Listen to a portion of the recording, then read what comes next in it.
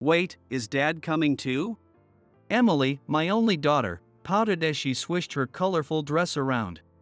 Flipping through what seemed to be a photo album from her junior college graduation, Emily sighed deeply and muttered, I thought it'd just be Mom and me. Emily, don't say that. Your dad even took time off work for this, my wife, Laura, said gently. Well, if that's the case, I wish he'd come to my elementary school sports day or graduation instead. As Emily spoke, she glanced up at the certificate displayed in the living room with my name, James Walker, written on it. It was from when I was honored at work during Emily's elementary school years. Up until Emily graduated high school, I worked as a director at a local TV station.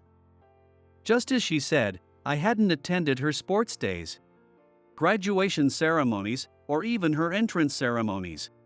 When Emily was assigned to be the anchor in the relay race and begged me to come, it was Laura who comforted her in my place. By the time I finally apologized to Emily, 10 days had passed since the event. Maybe Emily didn't even see me as her father. After all, I was hardly ever home. I don't recall taking her to a theme park, on a trip, or even to a park. That's why he feels bad about all of that now. It's fine. I interrupted, cutting off Laura, who had been trying to convince Emily. I fiddled with my phone. But you've already made the reservation, haven't you? Laura asked, her brows furrowed in concern. At that moment, her phone chimed with a cheerful ringtone. I just sent you the details of the reservation. Why don't you and Emily go together? Laura opened her mouth as if to say something. But after a pause, she swallowed her words. All right, she replied quietly.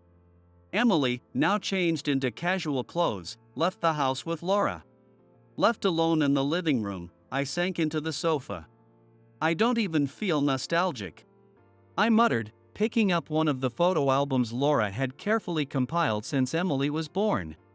When Emily was born, I was climbing the ranks from assistant director to director. It was the period when I was least present at home. Every photo in the album was of Emily and Laura together. I wasn't in any of them. Maybe that's why, in my mind, Emily always seemed like a child. No, she was a child. Next month, Emily will start her life as a working adult. Before that, I just want to be able to talk to her normally. Once she takes her first steps into adulthood, her schedule will only get busier. No, the day she leaves this house for good isn't far off. Before that happens, even just for a day, or just a few hours, I can't help but wish to create some family memories. I know it's selfish of me, but I can't help wanting it. From her graduation ceremony to her company induction day, Emily had been constantly busy. Despite it being her last spring break, she hadn't gone on any trips, spent time with friends, or savored the final moments of her student life. Emily would soon start working at a regional bank. During her junior college years, she had diligently attended seminars and studied finance to prepare for the job, using her final spring break to deepen her knowledge. Are you feeling lonely? Laura teased, approaching me with a cup of coffee and a smile. Emily's always been around the house. It feels quiet. Just so you know, Emily's been holding back that loneliness her whole life, Laura said, setting a cup in front of me and raising her eyebrows. I know. I regret it, I said, pulling out a pair of theme park vouchers I had stashed in my notebook. Rolling them into a ball, I tossed them toward the trash can. They hit the rim and rolled onto the floor, as if reflecting my reluctance to let go. Are you sure about this? Laura asked, picking up the crumpled vouchers with a concerned look. Even though Laura must have struggled between Emily and me, she never lashed out unnecessarily and always stood by me. Feeling grateful for her support, I smiled warmly. It's fine. But didn't you also book a dessert buffet in that other buffet restaurant Emily wanted to try on the same day? I canceled all of it. Laura gazed sadly at the vouchers she still held. I'm sorry for making you look like that, I said softly. She forced a smile. Emily is trying so hard. I can't let my selfish desires get in her way. Hearing that, Laura finally dropped the vouchers into the trash can. This time, they landed neatly inside. Still, as her parent, I'd like to do something to celebrate her graduation. True. The dress was more of a gift for her starting her job. She was likely making her own coffee. The sound of water boiling echoed from the kitchen. Knowing Emily, she'll probably want something practical. She's a realist, just like you. Laura teased with a smile as she returned to the dining table. As Laura pulled out a chair and was about to sit down, her eyes widened. Oh, that's right. I don't think Emily has anything besides her interview suit. Her words made me glance at the calendar on the wall. With less than a week before her first day at work, it hit me that Emily still didn't have a proper suit. I groaned, holding my head in frustration. It's not like I forgot. Emily insisted she wouldn't buy one yet because she gained a little weight from the stress of her thesis. Laura said, sipping her coffee and raising her eyebrows at me as if to say, I'd never forget something so important. I sighed lightly. Weight she would lose over a few weeks will go back soon enough. That's exactly why she wants to buy a suit while she's slim. She figures it'll motivate her to maintain her figure, or else the suit won't fit. I'll never understand how women think. I shrugged but couldn't help feeling grateful that Emily had held off on buying a suit until now. Now, I had the chance to get her the suit she would wear to her company induction and first day of work. A milestone she achieved through her own hard work. From here on, she would wear that suit as she embarked on her journey as a working adult. As I thought about Emily's future, my eyes began to sting with emotion. You've become quite sentimental, James.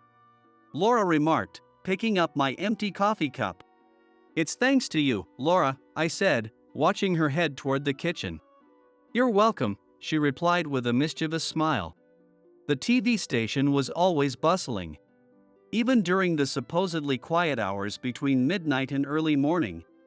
People rushed about editing footage and revising scripts for the morning shows. Up until 2 years ago, I had been one of them. 2 years ago, when Emily graduated from high school, I decided to step away from the chaos of the production floor. Now, I worked as an office administrator for the station. James, you're late. The administrative office, the only quiet place in the TV station, is where the office staff handle their tasks. When I arrived 30 minutes before my 9 a.m. shift, expecting the usual calm, I was surprised to find the office buzzing with noise. Michael, who had taken over my program and been promoted to director 2 years ago when I left the production floor, was enthusiastically waving at me from my desk. With this energy in the morning, how long have you been awake? As expected, James. You guessed it. I'm on day 2 of no sleep. I've taken a few naps, though. Michael said, flashing me a peace sign, the dark circles under his eyes making it all the more dramatic. I gave him a wry smile. If you keep working like that, your body won't hold up. If the director doesn't rest, neither the ADs or the rest of the staff will rest. Getting enough sleep is part of the job, too. Whether he was listening or not, Michael spread a script across my desk. James, I'd like your advice on something, he said. The script he showed me was for a show that had started last fall. A current affairs program where teenagers discussed political and social issues with refreshing honesty. Michael had been nurturing this project since his AD days, and I remembered how much effort and enthusiasm he poured into it. The ratings haven't been good. It held up without the spring program changes, right? I replied. Looking at the data sheets Michael placed alongside the script, I saw alarmingly low ratings that made it surprising the show had even lasted through this spring. The first 2 months weren't bad. I thought the discussions had become too complex, so starting in January, I introduced 2 topics per episode. But that meant they couldn't discuss each topic in depth. You're absolutely right. I'm starting to think the show itself needs an overhaul. But this was the program you always dreamed of creating, wasn't it? That's why you worked so hard for it. Hearing that, the tension in Michael's shoulders eased. "I really can't beat you, James," he said, scratching the back of his head before sinking into the seat beside me. "Introducing a new concept is one option, but if it fails, you'll lose even more viewers. For now, start by identifying which topics have worked well in the past. Once you have the results, come back to me," I said, handing back the script and data sheets. Just then, the 10-minute warning chime for the start of the workday rang. In a TV station where even the reception area sometimes doubled as a set, this chime was unique to the administrative office. As expected, the demon director's words carry weight. "Stop calling me that," I said, giving him a wry smile. His grin only widened. Michael was right. Up until 2 years ago, I was known as the demon director. At first, I didn't understand why I was called that and often felt self-conscious about it. But Michael had once laughed and explained it wasn't because I was harsh on others but because I was relentless with myself. "You'd handle tasks an AD like me should have done, like briefing the cast or checking catering preparations. You were always at the station. And you'd even stand up for me when we faced intimidating guests. On top of that, you made sure no one took your thoroughness the wrong way. Honestly, taking over your show felt like an impossible task. No one can match your attention to detail, James," he said. Looking back, I think I pushed myself too hard. I admitted, sighing as I turned on my computer. "But because of all that effort, you caught the attention of Laura, the station's top announcer," Michael teased, standing up. "And now my daughter can barely stand me. Well, she's all grown up now. She starts work this spring. So, 2 years ago, she was in college? Or still in high school?"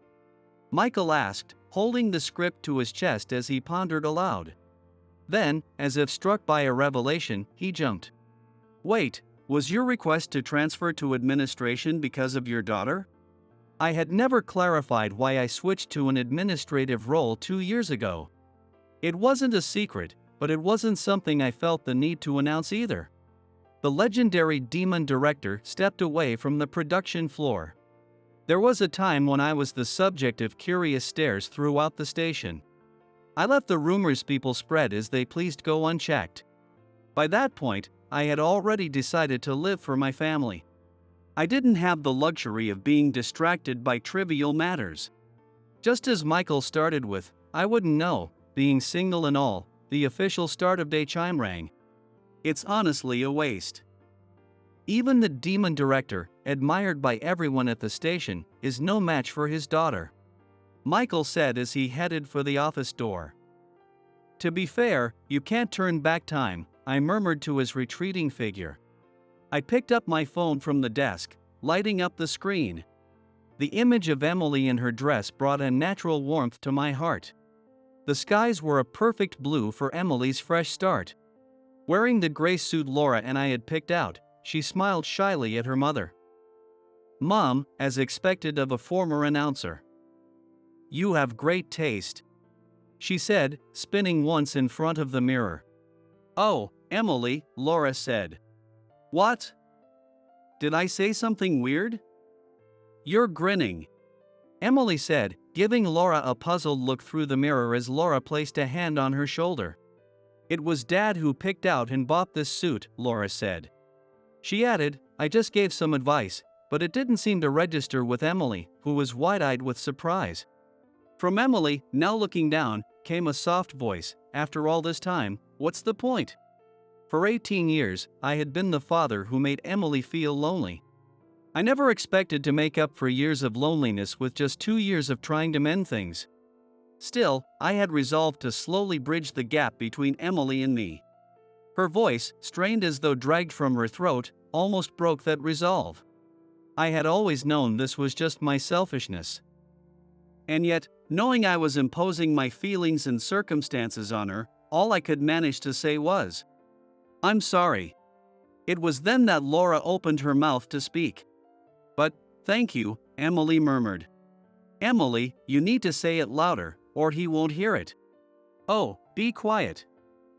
"Oh no, I might be late," Emily replied, hurriedly masking her emotions. With a radiant smile, she cheerfully said, "I'm off," as she stepped into her new life. "Well, that went well," Laura said, sitting down next to me on the sofa. "It's just one step," I said. "But look at you, beaming like that. Just be happy for yourself," she replied, resting her head on my shoulder. It had been a long time since we'd had such a peaceful and joyful morning. "Well, I should get going too. Then I think I'll make a feast to celebrate," Laura said, watching as I grabbed my bag and put on my shoes. "Come back early," she added, her face glowing with joy. Just as I reached for the front door, ready to leave, it happened. The door I was about to push was suddenly pulled back toward me. "Emily?" As she lifted her head, a drop of water splashed onto my cheek. Emily, her face flushed and tears streaming, turned and ran up the stairs. A loud slam echoed all the way to the entrance as her door shut with force. "Emily." I tried to take off the shoes I just put on. "James," Laura's voice stopped me in my tracks, calm but firm. "Go to work," she said. "But Emily is." "Right now, the best thing you can do for Emily isn't staying by her side," Laura interrupted, her eyes unusually serious. She was right. I had never been there for her school troubles or her friendships. My sudden presence now wouldn't prompt her to share the reason behind her tears. If anything, I might make things worse. It wasn't regret I felt, but it was just the weight of consequences I brought upon myself. Without another word, I left the house. Laura's usual take care sounded heavier as the door closed behind me. So much for the feast I had planned. Looking at the celebratory meal she'd prepared for Emily's first day of work, now sitting untouched on the dining table. All the dishes on the table were covered in plastic wrap, untouched. It seemed Laura had considered making something else, but decided to stick to the original celebratory meal, thinking that good food might help Emily feel a bit better. "Where's Emily?" She cried herself to sleep. Laura replied softly. Then, lowering her voice, she said, "And look at this." She reached under the chair and pulled something out. A uniform? What Laura laid out on the table was a uniform. The familiar design was from the regional bank where Emily was supposed to attend her company induction ceremony today. "What is this?" I muttered, unfolding the uniform. The words printed across it made me grimace. On the uniform Emily was supposed to wear, large characters read, "Low Education." When I went to her room, she was crying and clutching this uniform. She kept saying, "Only mine was like this," over and over. Emily had indeed graduated from a junior college rather than a 4-year university. She had chosen that path, saying she wanted to leave home as soon as possible. But I'm surprised Emily, as strong-willed as she is, would be so shaken by words like this. "Do you know why Emily wanted to leave home so quickly?" Laura asked as she gently folded the uniform I had spread out. Her expression was calm but tinged with sorrow, as if recalling the moment Emily made that decision. "Because she didn't want to see me anymore?" Laura slowly shook her head. "Emily said she wanted to become like you, someone relied upon by many people, someone who could support others. She believed she needed to be independent to achieve that. She thought that if she stayed home, she'd never stop relying on us." Her voice quivered as she continued. "For her, today was supposed to be a monumental step forward. And yet, someone crushed her spirit with these thoughtless words," Laura said, gritting her teeth and showing rare frustration. My hands trembled as I clenched them into fists. "Emily," I whispered, and without another thought, I ran upstairs. "James?" "Emily." Standing in front of Emily's door, I called out to her. There was no sound from inside the room. She might not have been listening. Even so, I wanted her to hear me. "Leave it to me." Grabbing the uniform from the dining table, I left the house. Behind me, I heard Laura's slightly exasperated "Take care." For the first time in years, I felt the morning sunlight seep into my skin. Back when I was a director, it had been a daily experience. Now, after 2 years, there was no room to marvel at its nostalgic warmth. Pressing against my aching joints and throbbing head, I opened the front door. There stood Emily, her head hanging low. She was wearing the gray suit Laura and I had given her yesterday, her shoulders slumped. "Good morning," I said, gently breaking the silence. A quick glance at my watch showed it was already 8:45 a.m. The bank's starting time had long passed. "I can't believe I'm thinking of quitting because of this." Emily's strained voice broke the silence. "I hate this weak version of myself," she added, her shoulders trembling as she collapsed to her knees. "When I tried to leave the house, my body just started shaking. It wouldn't listen to me." I knew Emily didn't want to show me this vulnerable side of herself. But it seemed she couldn't hold back her overflowing emotions anymore. I wrapped my arms around her. "You've grown so much," I murmured, the simple truth making my chest tighten and my eyes sting. "Didn't I tell you?" "Leave it to me," I said firmly, taking off my shoes and gently pulling Emily to her feet. I led her to the sofa in the living room and helped her sit down. With a glance at Laura, who was in the kitchen, I silently asked for her support. She nodded slightly in response. "Emily, take it easy until 10 o'clock. At my words, Emily lifted her head. She glanced back and forth between the wall clock and my face before murmuring, "10 o'clock? I want you to watch a program I made, for the first time in a long while." Her eyes widened at my words. Just then, Laura placed a teacup in front of her. The rising steam and the soft scent of tea seemed to ease some of the tension in Emily's shoulders. Last night, clutching Emily's defaced uniform in my hand, I had raced to the TV station. The station was as noisy as ever. Even as it approached 9 p.m., people were bustling about with the same energy as they had during the day. Eventually, I found Michael, who was wrestling with the structure of the program he had recently sought my advice about. "What brings you here at this hour?" he asked, starting to stand as soon as he saw me. I placed a hand on his shoulder, motioning for him to sit back down. The program Michael was in charge of was scheduled to air at 10 a.m. the next day. It was the transitional time between the morning news show and the start of the afternoon programs.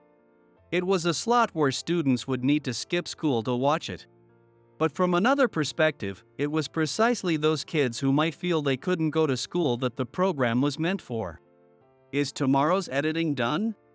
Michael's expression soured as he responded. "Barely. Honestly, it looks like something we just threw together. And I can't help but feel disappointed in myself for having to air something so subpar." He slumped in his chair, the weight of his frustration apparent as he gulped down an energy drink. Though I felt for him, I couldn't help but pump my fist subtly under the desk. "Michael, do you still have the energy to redo it?" He raised his head, confusion etched across his face. Clearly, he didn't understand what I was getting at. The deflated Michael watched as I spread Emily's uniform across his desk, nodding firmly.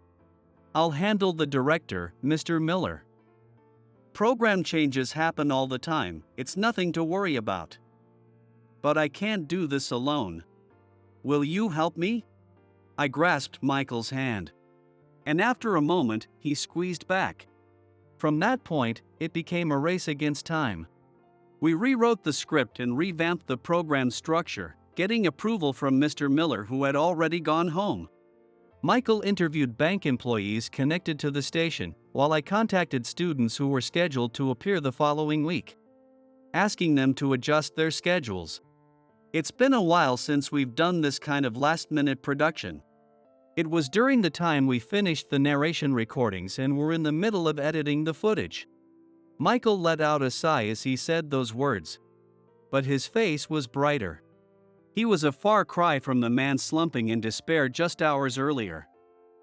Now, he moved with renewed purpose. The students arrived at the station early in the morning before school. They discussed the revised topic in depth, helping bring the program to life. The editing was rushed, and we only managed a single review.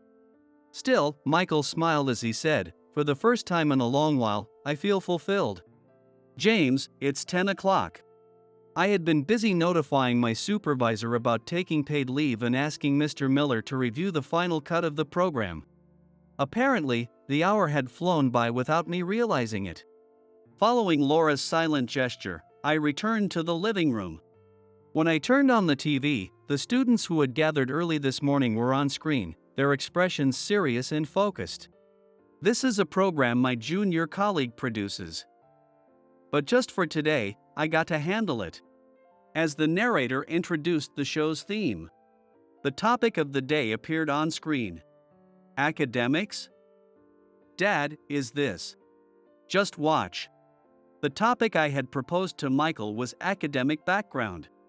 Normally, the show included structured scripts and mandatory keywords to keep discussions focused. But due to the tight turnaround, the only script this time was a single page with the time slots for each segment. Perhaps because of this, the students' expressions were more intense than ever. The discussion began with a young woman who had just started college that year. I think a lot of people go to four-year universities without really knowing why. Not many have a clear purpose or something specific they want to learn. And even if they do, whether they can get into their desired university often depends on their family situation, she said. Her words elicited a range of reactions from the other students. Some pursed their lips, while others exchanged glances. Next to me, Emily leaned forward. Wow, this girl. She's only 18, but she's thought about all this, she whispered, clearly impressed. From there, the discussion brought out various perspectives, such as to contribute to society, because without academic credentials, some dreams might be out of reach, and because some people won't take you seriously unless you have knowledge.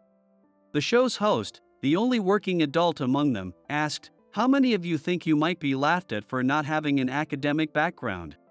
Beside me, I heard Emily sharply inhale. She leaned even closer to the screen, her attention fully absorbed. "I don't think so," the young woman who spoke first said clearly. Every other student strongly nodded in agreement, as if to affirm her conviction. "That's true, it really should be that way," the host said, giving the cue. At that moment, the footage switched. The screen showed the uniform Emily had received, accompanied by small gasps and murmurs of shock. When the camera returned to the studio, every student on set had a pained expression. Their eyes, as though looking at something repulsive, carried anger. One student, shaking with emotion, said, "Are we supposed to hold on to hope in a society with adults like this?" And with that, the program ended. This conclusion was exactly what I had wanted. I didn't want to force hope as if it were an obligation, nor did I want to use empty words or cheap tricks to offer comfort. I wanted the audience to see the reality of the world we were living in now. Daddy. Even after the program ended, she didn't move. The commercials began, and just as the host of the next program started their opening remarks, Emily called me again. "Thank you." Emily's voice was steady now, no longer trembling. She kept wiping her tears away with the hem of her suit as she stared straight at the TV. The program created a stir. This is the kind of era we live in. The design of the uniform alone made it easy to identify which bank it belonged to. The program gained traction on social media, which boosted its ratings. Michael later told me that the success of this episode led to a major change.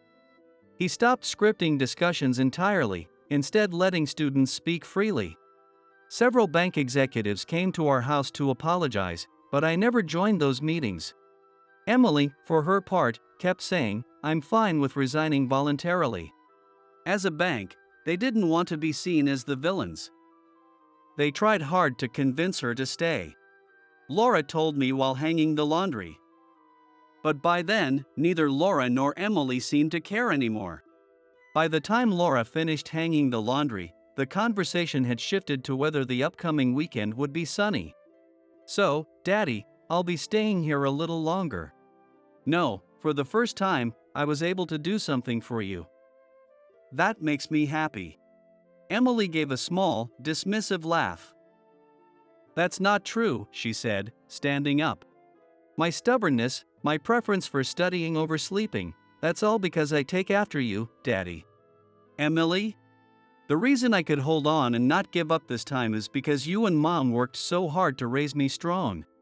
Emily stepped back, lowered her head deeply, and spoke slowly. Thank you, Daddy. I'm sorry I was too proud to say it before. I remembered Emily's company induction ceremony 3 years ago. The weather today was even sunnier than back then. Just moments ago, Emily's room upstairs was emptied. The truck carrying all her belongings disappeared down the road. Starting tomorrow, Emily would be living on her own. She was leaving this house, beginning her journey away from Laura and me. The floral curtains in her now empty room had been replaced with plain navy ones we had stored in the closet. It's going to feel lonely. My words carried off by the spring breeze. Daddy, no, Dad, are you ready? Emily's voice called out from the entrance. Dressed casually in a shirt and jeans, she peeked in. Emily, are you really going like that? Well, I already packed all my dresses into boxes. But we're going to a hotel buffet, are we? She paused for a moment, then sighed. All right, I'll borrow something from Mom, she said, closing the door behind her. 3 years ago, Emily used to call me Daddy and Laura Mommy. Now, it was Dad and Mom. Around the same time, she also quit her job at the bank. Dad, eating too many carbs tires out your brain, Emily said, pointing at my plate piled with pilaf, carbonara, and curry soup. She sighed and shook her head. Lifestyle habits can lead to mental fatigue, too. You're not as active as you used to be, so you really need to watch out, she continued. Wow, Emily, as expected of an expert. Laura said with a smile, eating her salad beside Emily. When Emily left the bank 3 years ago, she took a break from everything for a few months. She focused on the basics, daily walks, and reflecting on what she truly wanted and needed to do. The bank? I only chose it because it seemed stable. She had said apologetically when she began studying to become a counselor. By the way, since we have the chance, can I ask why you decided to become a counselor, Emily? Laura, having finished her plate of salad, looked at Emily intently. Her gaze was gentle, yet tinged with a certain sadness. Of the two of us, Laura was taking Emily's independence harder. I got ahead of myself. You? Really? Laura and I asked in unison. Emily set down her fork and nodded slowly. I told myself it was stable, community-focused work. I got through job hunting faster than my peers and thought I had it all figured out. But honestly, I was being naive. She said, then turned her gaze to me. After everything that happened, and watching that program you created, I started asking myself, what were you trying to convey? Why did I have to go through what I did? That's when I thought, maybe there's someone only I can help. So that's when you decided to study counseling. The more I learn, the more fascinating it becomes. Emily said, shrugging with a smile. That smile made her look so strong and capable. She's going to be okay. For some reason, I just knew it. Of course, that didn't mean I had no worries. Would Emily, who had hardly cooked before, manage living on her own? Did she know how much daily expenses would cost? The concerns kept piling up. But after her rest, she started working multiple part-time jobs, studying counseling, and even contributing to the household. She had grown into someone stronger and brighter than I had ever seen. Even after receiving rejection notices again and again, she didn't lose hope. 3 months ago, she started working as a counselor at a private middle school with a newly established counseling center. Over the past 3 years, I've seen Emily's resilience. Now, I feel it's time to trust her. Well then, since we're asking questions, I've got one. Emily said, straightening her posture and looking directly at me. What is it? Daddy. Dad, Why did you go from being a director to an office worker? Both Laura and I froze for a moment. Laura looked at me with concern, gauging my reaction. She told me you started working at the TV station because you wanted to bring positivity to a world filled with bad news. You had a clear dream. And you achieved it. So, what made you give up that position? Her expression growing more serious. She looked down, her voice trembling as she asked, "Was it because of me?" "You're right, Emily. I became a director because I wanted to create shows that made people laugh," I said, putting my spoon down and sitting up straight. Facing her directly, I continued. "But then I realized something. I was making you, the person I most wanted to be happy, feel lonely. Even without being on the production side, I could still contribute to TV programs. But I'm the only one who can make you, your mother, and our family smile. That's why I chose to step away." Emily lifted her face, her eyes brimming with tears. Laura gently placed a comforting hand on Emily's shoulder. He had no experience in office work. While he was still a director, he studied for his bookkeeping qualifications and learned administrative skills outside of his work hours. Handing Emily a handkerchief, Laura added with a smile, "Both you and James have a habit of pushing yourselves too hard. I've always worried about the two of you." Emily took the handkerchief from Laura and pressed it to her eyes. Her voice quivered as she said, "I didn't realize how loved I was." 6 months later, we received the pamphlet for the middle school where Emily worked. Next to the title "Full-Time Counselor" was a photo of Emily in her familiar gray suit, smiling confidently.